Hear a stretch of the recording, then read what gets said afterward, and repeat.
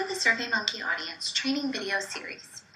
In this video, we're going to talk about some of the survey path features available in SurveyMonkey and give you some tips about how to use them in your surveys.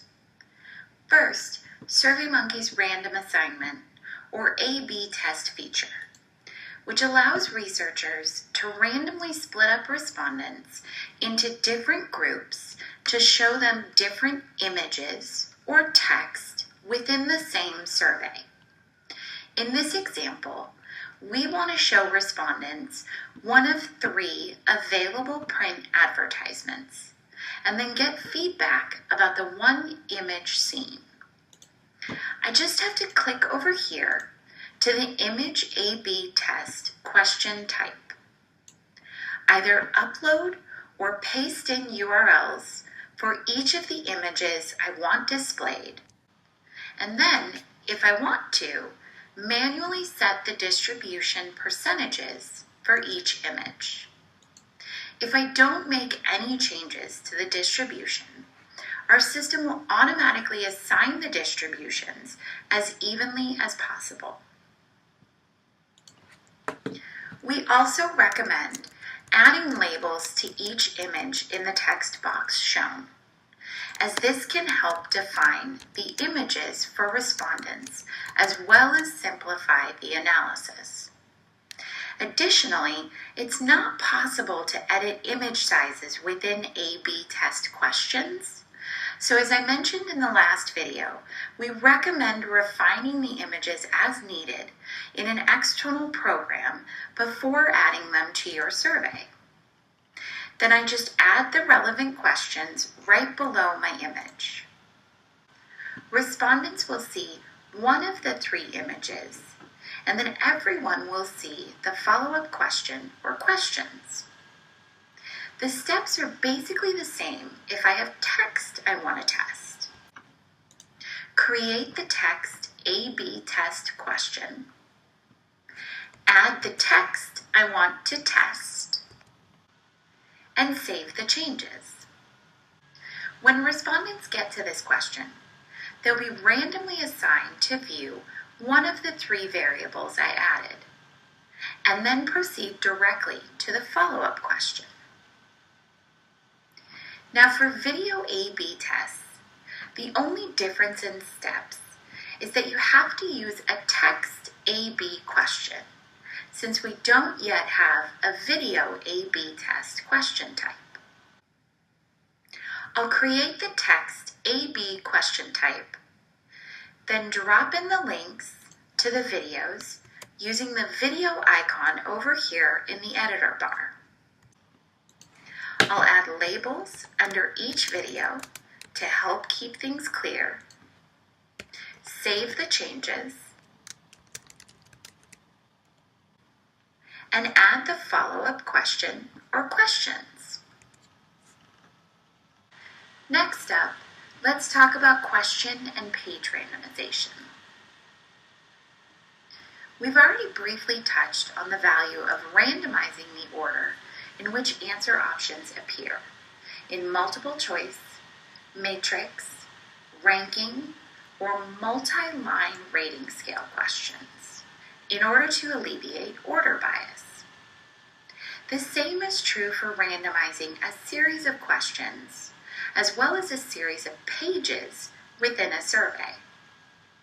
The main element of successful randomization, though, is ensuring the order of questions or pages can be varied and randomized without confusing respondents or breaking survey paths.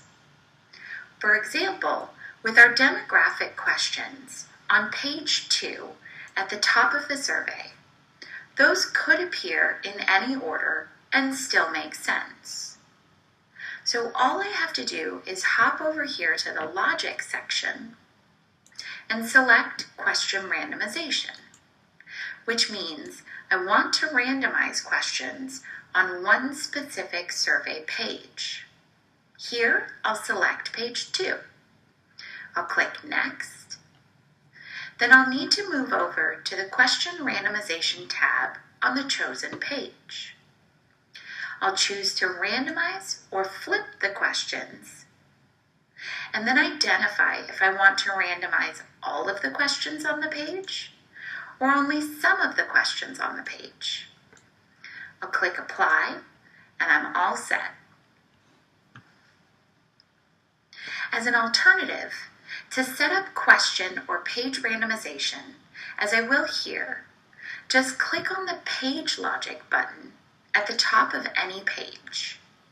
Select the page randomization option, choose the type of randomization, then select the pages to randomize. Say in this example, we'll randomize the A/B test questions we just set up, and click Apply. If I decide I no longer want to use either page randomization or question randomization, I can go back to the Logic section, click the feature I want to disable, and click the Clear button over here on the right. Then click Apply to save the changes. With both of these randomization features, I can randomize one set of questions or one set of pages.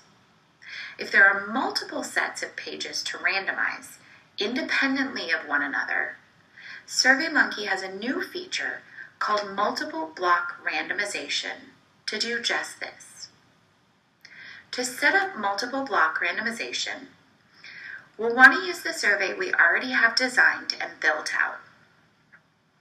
I'll click over here to the Logic section, select Block Randomization, and first set up the blocks of pages I want to randomize.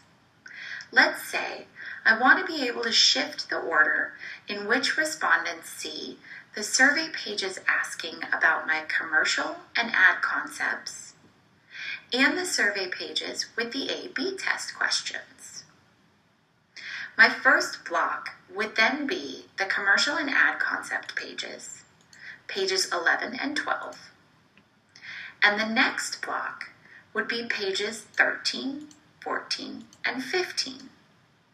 You can see here, when I go to set up the blocks, I can't assign any survey page that already has logic or randomization applied to it to a block. You'll want to keep that in mind when designing the logic paths. But to finish up my block randomization, I just click Done here, and then I add the logic I want and decide how I want these blocks of survey pages randomized. The order of the pages within my block won't change, but I can change how the blocks or sets of pages are seen respective to each other. All of this is done in an effort to minimize order bias and improve data quality. For our last survey path feature, we'll review question and answer piping. So I have both my questions drafted, and in the second question, click the Insert Response From tab here to choose the question I want to pipe answers in from. Quick tip, if you're piping an answer into the middle of a sentence, you can control the capitalization of the first letter of the piped answer by changing the capitalization of the inserted element, just like this. Now, more notes, I can only pipe in answers from multiple choice, single answer questions, comment box questions, or single text boxed questions. I cannot use piping in multiple choice, multiple answer questions, in contact information questions, in matrix questions, in multiple text box questions, or in ranking questions. Additionally, piping is activated when respondents click on the Next button at the bottom of a page. So always make sure that the question where you'll pipe in answers is on a later page in the survey, usually just the following page, as we've done here. And then lastly, a key point. Question and answer piping does not update dynamically, which means that if I was to move this question where my answers were piped from up to be question 19 instead of question 21, The piping won't update automatically. It'll still be looking for the answer to question 21, even though that's a different question now. I just have to remember to double check any piping that I'm using if I'm adding or moving pages after I set up the piping. And that brings us to the end of our random assignment, randomization, and piping video. In the next video, we'll go over the logic features available in SurveyMonkey.